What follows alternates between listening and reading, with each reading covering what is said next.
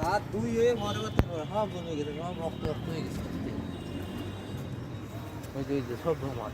এই দেখেন জমাট হয়ে রয়েছে। ওই তো তো পাম অয়েল তো এই জন্য একটু জমাট হয়ে গেছে।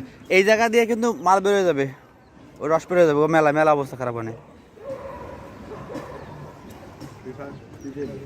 এবার ভিজাও, এবার ভিজাও।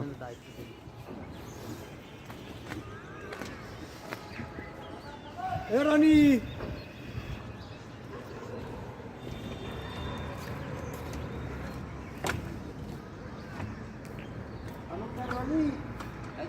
বালতি নিয়ে দায়িত্ব দিয়ে দে।